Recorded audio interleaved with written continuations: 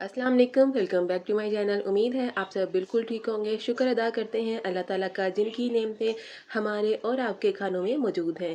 तो दोस्तों, आज मैं आपके साथ चिकन वेजिटेबल्स की बहुत ही आसान और मज़ेदार से कबाब बनाने की रेसिपी शेयर करूंगी। ये कबाब सुपर टेस्टी और हेल्दी हैं।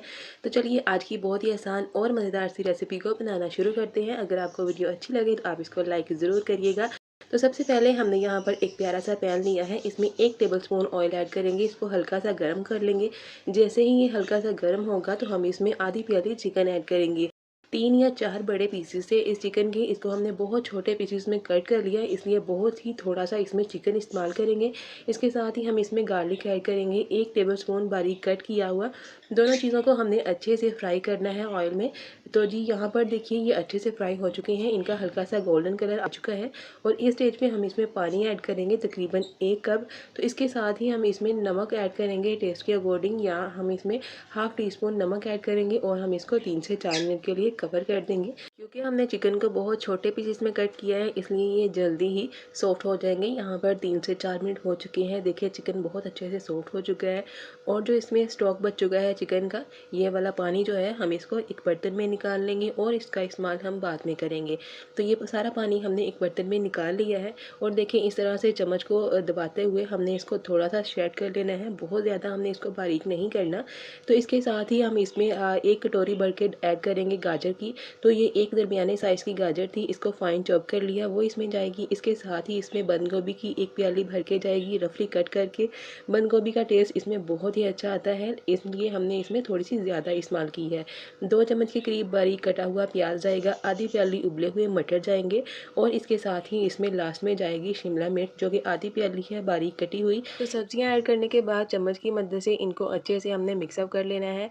इसके साथ ही हम इसमें 1 टेबलस्पून ऑयल ऐड करेंगे और इन सब्जियों को 1 मिनट के लिए हमने अच्छे से कुक करना है। बहुत ज़्यादा हमने इनको कुक नहीं करना, इनका क्रिस्पीनेस ख़त्म नहीं करना। 1 टेबलस्पून इसमें जाएगी कुटी हुई लाल मिर्च, टेस्ट के अकॉर्डिंग इसमें नमक जाएगा। और इसके साथ ही हम इसमें सोया सॉस ऐड करेंगे 2 टेबलस्पून और चिली सॉस इसमें जाएगा 1 टेबलस्पून। तो इन तमाम चीज़ों को ऐड करने के बाद हमने अच्छे से इनको मिक्सअप करना है और तकरीबन 15 से 20 सेकंड के लिए मज़ीद इसको और कुक करेंगे। और हमारा जो मिक्सचर है वो तैयार हो चुका है। इसको हमने क्या करना है, अब या तो हम एक बर्तन में निकाल लेंगे इसको, या फिर अगर आपके पास बड़ा बर्तन हो तो आप इसी के अंदर ही इसको एक साइड पे कर लें। और दूसरी तरफ हम इसमें ऐड करेंगे 1 टेबलस्पून ऑयल और इसके साथ ही हम इसमें ऐड कर देंगे 1 टेबलस्पून से थोड़ा सा ज़्यादा मैदा।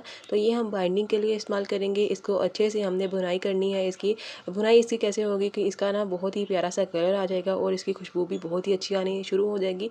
तो इसका मतलब है कि ये अच्छे से भुन चुका है। इसके साथ ही हम इसमें चिकन स्टॉक ऐड कर देंगे जो हमने शुरू में बचा के रखा था। इसको अच्छे से मिक्सअप करने के बाद इसमें गुठलियाँ नहीं रहनी चाहिए। तमाम सब्जियों को इसमें मिक्सअप कर लेंगे।